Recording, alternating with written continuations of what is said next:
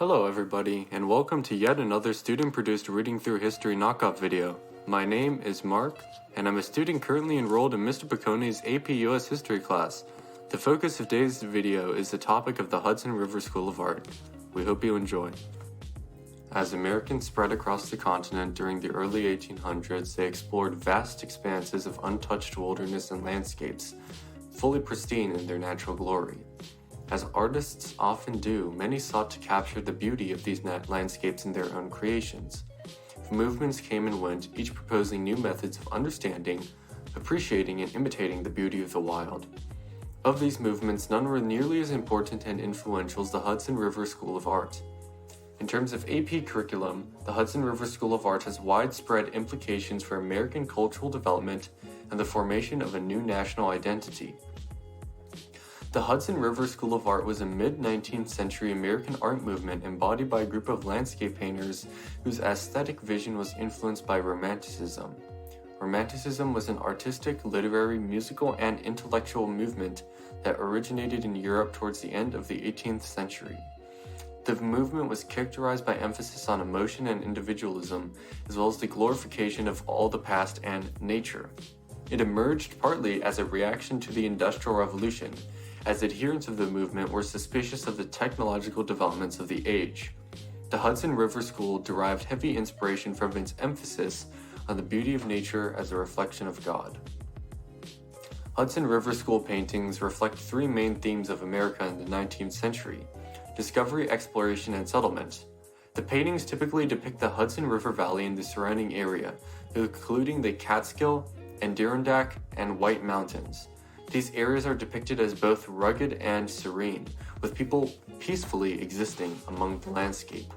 Ironically, as Americans spread to the area, the wilderness was rapidly disappearing.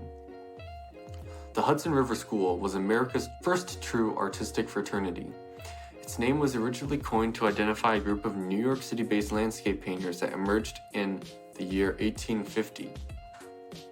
The name Hudson River School is thought to have been coined by the New York Tribune art critic Clarence Cook, or by landscape painter Omer Dodge Martin.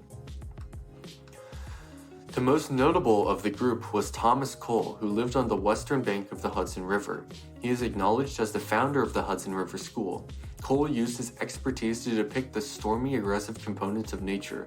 A prominent element of his art was themes of nationalism, nature, and property. Moving to New York City in the spring of 1825, a young Cole made a trip up the Hudson River to the eastern Catskill Mountains, in the vicinity of the recently opened Catskill Mountain House Hotel. Based on his sketches there and along the river, he executed three paintings that a city bookseller agreed to display in his window. The three paintings were his claim to fame.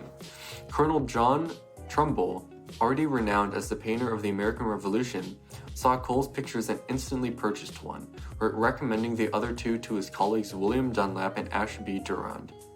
What Trumbull recognized in the work of the young painter was the perception of wildness inherent in American scenery that landscape artists had beforehand ignored.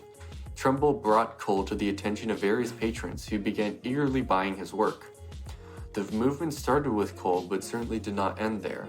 The second wave of the Hudson River School of Art introduced a number of new artists, including John Frederick Kensett and Sanford Robinson Gifford. Some themes from the first wave, such as the various historical and allegorical themes, began to disappear. In their place came a larger focus on the landscape itself as opposed to underlying societal themes. The movement began to grow and spread across the globe. Cole's distinctive style was carried on by his student Frederick Edwin Church. Through previous Hudson School artists focused on the Hudson River Valley, Church sought to portray the awe of Niagara Falls, erupting volcanoes, and other grand landmarks. As his skill matured, Church traveled to Europe and the Middle East to paint architectural monuments, such as the Parthenon. Church was stirred by the travel accounts and scientific tracts of the German naturalist Alexander von Humboldt to journey twice to South America in the 1850s and paint large-scale landscapes of the equatorial Andean regions that encompassed torrid to frigid habitats in a single picture, the Earth in microcosm. By the time Church died in 1900, the Hudson River School had been virtually forgotten. Its fall from grace began around the time of the Centennial. After the Civil War, the aesthetic orientation of the United States shifted from Great Britain, the mother culture, to the continent, especially France. The phase of landscape painting itself altered with the influence of the softer, more intimate French Barbizon style first adapted to American scenery by George Inness. The Hudson River School, on the other hand, was increasingly assailed for its scenic and monumental aesthetics, prompting the derogatory label has worn through its revival in the mid and later 20th century. Hudson River School art has had minor periods of resurgence in popularity. The school gained interest after World War I due to nationalist attitudes as culture once again shifted away from Europe and back to the continental Americas. Overall, the Hudson River School of Art contributed greatly not only to American culture, but also to that of the entire world. What was once nothing but a few paintings of nature has become one of the most influential cultural movements in the history of the United States. And with that said, you all know so much about the Hudson River School of Art, and if you are an APUSH student, you will certainly know everything you need for the May exam. Thank you for watching. We hope you learned something.